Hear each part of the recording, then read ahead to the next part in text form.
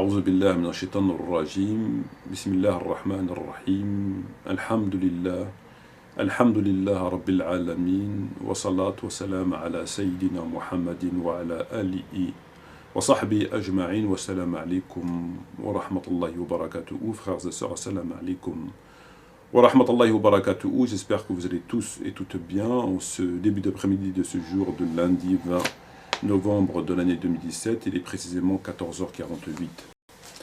Alors frères et sœurs, j'aimerais partager avec vous cette vidéo qui a pour titre « La société du diable et ses piliers ». Pas une semaine, pas un jour, pas une heure ne passe sans qu'on ne parle de l'islam. En mal, en très mal, en très très mal évidemment. D'ailleurs, comment pourrait-on parler en bien de l'islam ? Puisque il n'y a absolument rien de bien dans l'islam. Il n'y a rien de bien dans l'islam comme il n'y a rien de bien finalement dans le fascisme.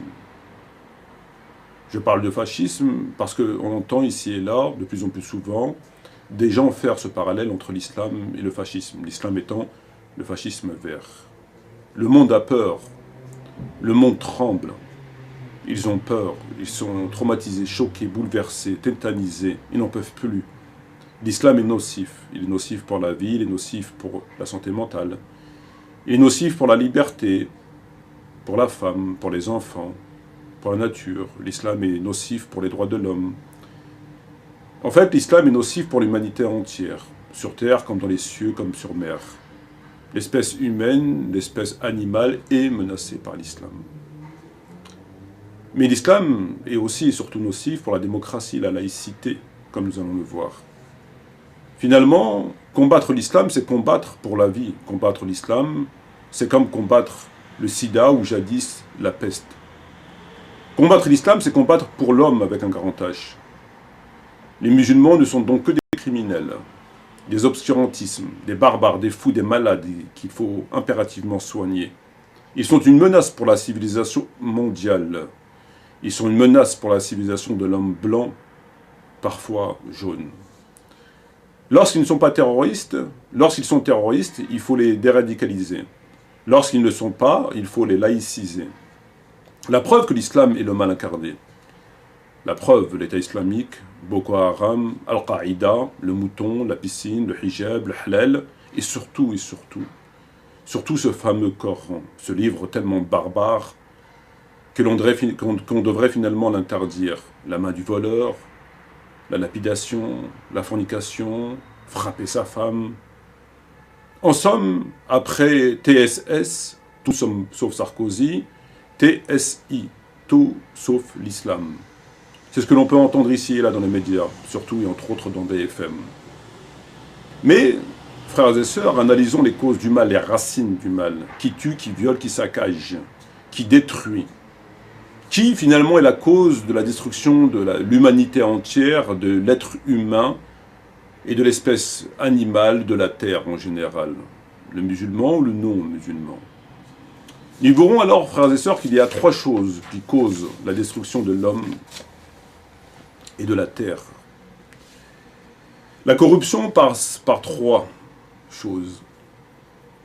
Ne pas interdire ce que Allah a interdit dans son livre, ce que son messager, alayhi salatu wassalam, ont interdit, tant par la loi et la morale. Finalement, interdire ce que Allah et son messager ont interdit bien avant eux, mais ne pas le sanctionner comme il le faut. Et enfin, le non-musulman, parfois, souvent, est immoral. L'appât du gain lui fait faire des choses au détriment de la vie humaine, au détriment de l'intérêt des uns et des autres, et de la terre. Comme disait jadis Zemmour et bien d'autres après lui, si tous les musulmans ne sont pas terroristes, tous les terroristes, à contrario, sont musulmans. Je dirais, quant à mon tour, que tous les corrupteurs sont non-musulmans. Tous les destructeurs, les saccageurs sont non-musulmans. Et lorsqu'ils se disent musulmans, ils ne le sont pas lorsqu'ils commettent l'acte. Comme l'a dit le prophète Mohammed sallallahu alayhi wa sallam, lorsqu'un musulman fornique, il n'est plus musulman au moment où il fornique. Que dire alors s'il venait à violer ou à tuer injustement ou pire encore, à sacrifier un enfant. Dans le cadre de la morale, nous avons, nous, le hijab, où la femme se couvre. Chez eux, c'est la tenue vestimentaire, la liberté individuelle, où la femme peut marcher quasiment à poil devant son père, son frère, son oncle, son grand-père, devant les uns et les autres, sans que ça ne cause aucun problème à personne. Nous avons l'inceste, qui est un crime chez nous. Chez eux, ça ne l'est pas. S'il y a un consentement mutuel, c'est même pas une contravention. Les orgies, où la femme peut avoir des rapports sexuels avec 50 hommes, et tout cela filmé de façon tout à fait libre, et diffusé de façon tout à fait libre. Chez nous, c'est un crime. Les clubs échangistes, où chacun ramène sa femme, sa grand-mère, sa mère, et finalement, ils se la balancent les uns vers les autres. Ils la font tourner. Chez nous, c'est un crime. L'homosexualité. L'adultère, qui chez eux n'est pas un délit, pas même une contravention, chez nous, c'est un crime. La fornication, la pornographie, la zoophilie, le nudisme. Chez nous, tout cela est un crime. Chez eux, ça en devient même un devoir. C'est perçu comme tout à fait... c'est de l'art, nous dit-on. Par contre, à contrario, la polygamie est perçue chez eux comme quelque chose d'inadmissible.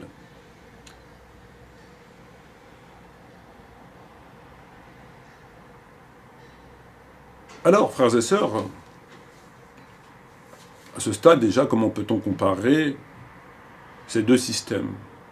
Le système qui permet à la femme de marcher à poil devant son père et devant tous les hommes qui veulent bien regarder, hein, qu'elle croise, l'inceste, les orgies, l'échangisme, l'homosexualité, l'adultère, la pornographie, la fornication, la zoophilie, le nudisme.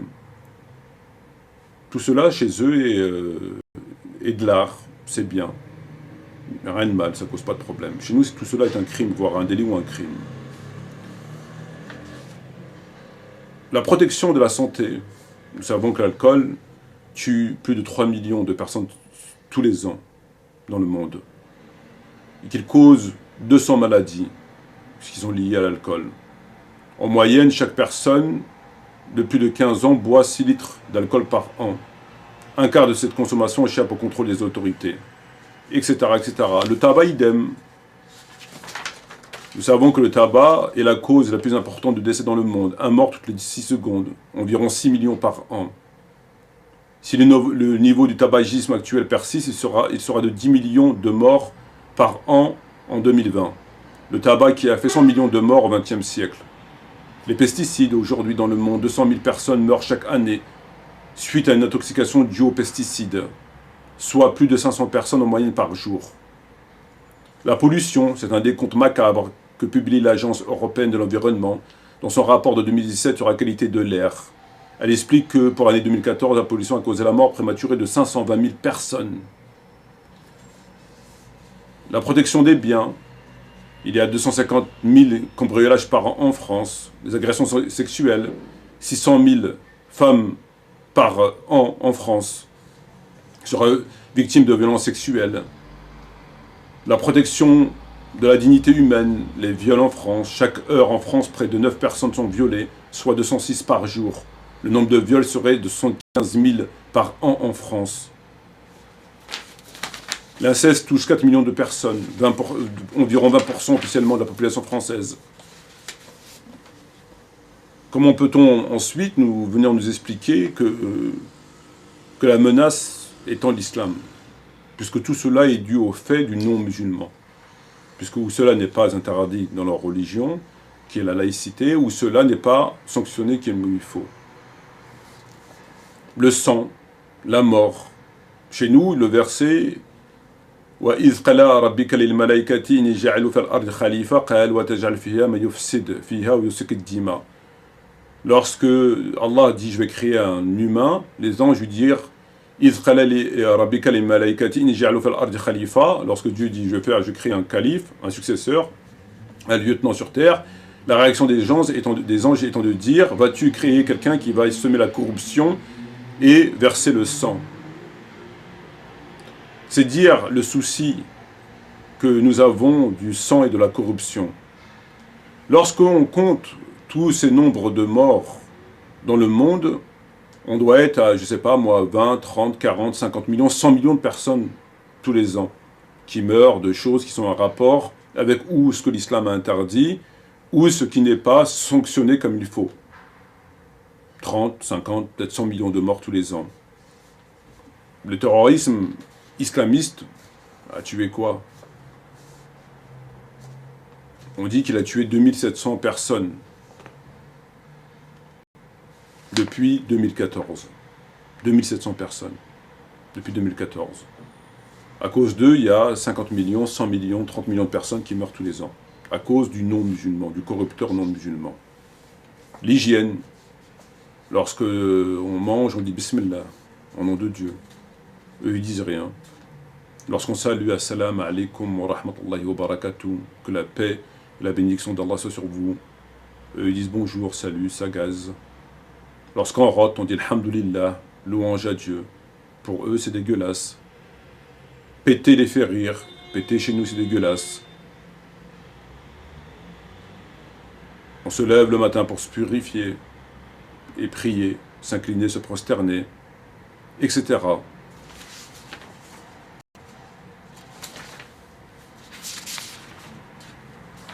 Alors, à ce stade, comment peut-on parler? Et finalement, ils inversent les rôles. On est dans l'inversion des rôles.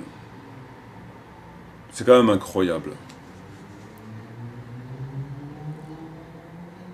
يا أيها الذين آمنوا أدخلوا في السلم كافة ولا تتبعوا خطوات الشيطان إنه لكم عدو مبين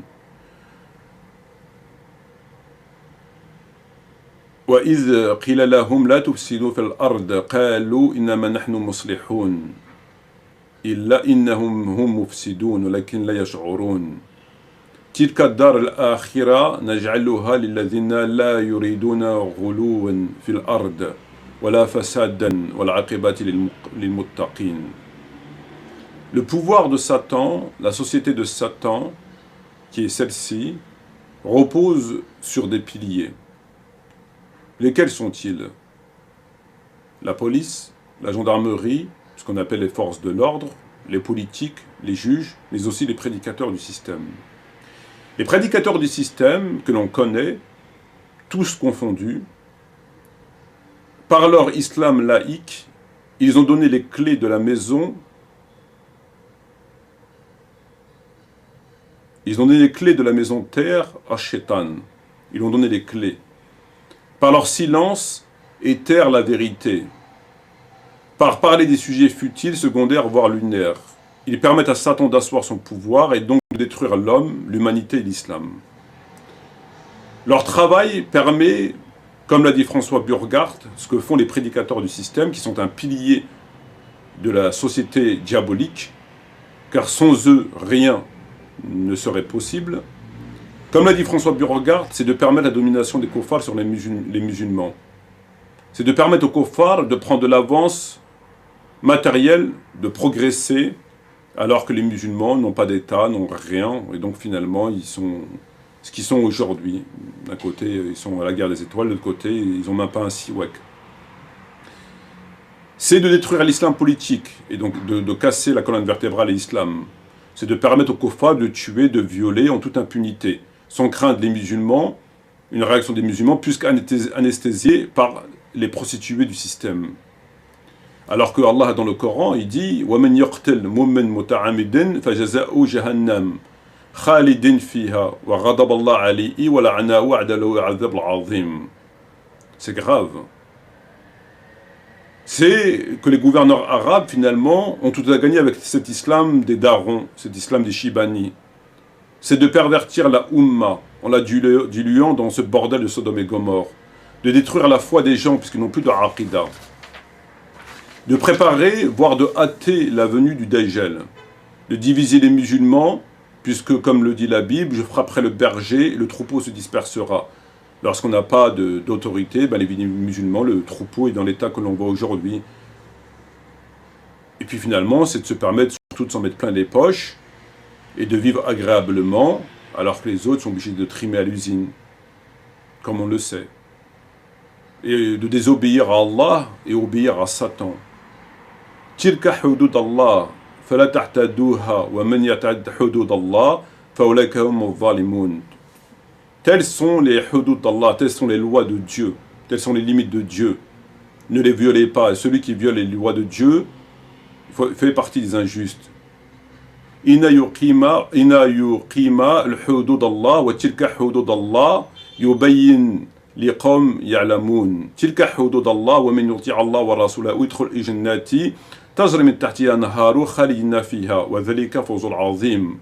Wa man ya'si Allah wa rasulahu ويتعدد حدوده يدخل النار خالدين فيها ولو العذاب مهين وتلك حدود الله وللكافرين عذاب الأليم وتلك حدود الله ومن يتعدد حدود الله فقد ظلم نفسه. Tous ces versets parlent des hudud. Est-ce qu'ils vous ont déjà parlé de hudud Allah?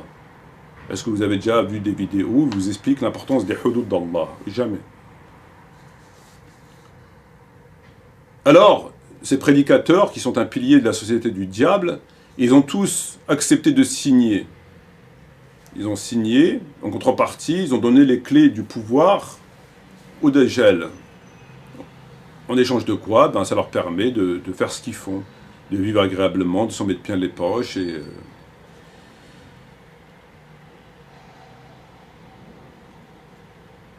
Ils sont donc devenus des porte-étendards de la laïcité, de la futilité. Ils nous parlent des ablutions, du pipi de chameau, des souks au paradis, comment manger une tomate, pourquoi le ciel est bleu. Je vous demande juste d'aller voir leur compte, tous les prédicateurs. Vous verrez qu'ils ont tous ce point commun. De Tariq à Rachid, de Rachid à Islam ibn Ahmed, etc. De la même manière que Dajjal, le Hizb al-Shaitan, ils ont neutralisé la chrétienté par la laïcité, ils neutralisent aujourd'hui les musulmans. Ils ont le même procédé, la même méthodologie. Regardez le pape. Le pape, à quoi il sert? Sinon à donner bonne conscience aux gens. Eux, c'est pareil. À quoi ils servent? Sinon à donner de bonne conscience aux musulmans. Alors que Allah, dans le Coran, il dit أَفَتُؤْمِنُوا بِبَعْضِ الْكِتَابِ وَتَكْفُرُوا بِبَعْضٍ فما جزاء من يفعل ذلك منكم إلا خزي في الحياة الدنيا واليوم القيامة يردون إلى أشد العذاب وما الله بغافل عما تعملون إن الذين يكتمون ما أنزل الله من كتاب ويشترون به ثمنا قليلا أولئك من يأكلوا في بطونهم إلى النار ولا يكلم الله يوم القيامة ولا يزكيهم ولهم العذاب الأليم أولئك الذين اشتروا ضلالة بهدى والعذاب بمغفرة فما أصبرهم على النار إن الذين يكتمون ما أنزل الله من بينات وهدى من بعد ما تبين للناس في كتاب أولئك يعلمهم الله ويعلم اللاعنين ولا تلبسوا الحق بالباطل وتكتموا الحق وأنتم تعلمون يا أهل الكتاب لما تلبسوا الحق بالباطل وتكتموا الحق وأنتم تعلمون أولئك الذين اشتروا حياة الدنيا بالآخرة فلا يخفف عنهم العذاب ولا هم ينصرون. Tous ces versets parlent des prédicateurs, le fait de cacher une partie du livre, le fait de prendre une partie du livre, et ils font finalement ce que les juifs avant eux ont fait. Lorsque Allah reproche aux juifs, Ya al-Kitab, aux juifs, aux chrétiens, aux vengeants de livres, pourquoi revêtez-vous, mélangez-vous le vrai du faux? Et dans ce domaine de la manipulation mondiale, Tariq Ramadan fut l'un des piliers les plus importants. Il fut l'allié principal, le bras droit de Shaitan, choisi parce qu'il présente bien, parle bien, donc ment bien. Il a fait un boulot extraordinaire. Il a fait un boulot extraordinaire, mais en face, il y a des résistants. Ça résiste, il y a des têtes brûlées, qui même avec 12 balles dans le dos, et qui n'ont qu'une cuillère pour se défendre, ils se défendent jusqu'au dernier souffle, ils défendent l'islam jusqu'au dernier souffle. Ils se battent contre les systèmes diaboliques. Comme Dieu Allah il le dit dans le Coran,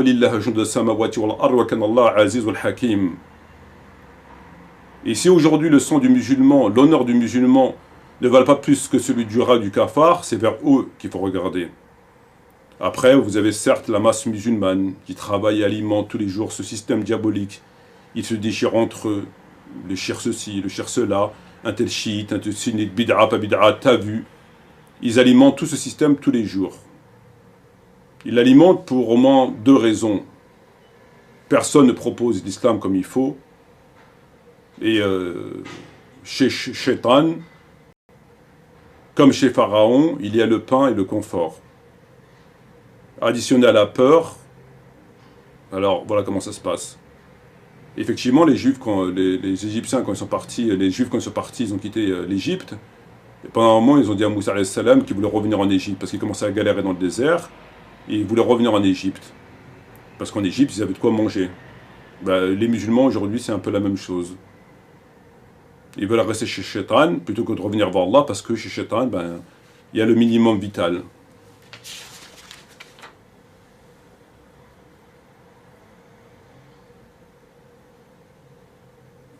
Enfin, la question qui est sur toutes les lèvres, c'est pourquoi tu ne rentres pas chez toi?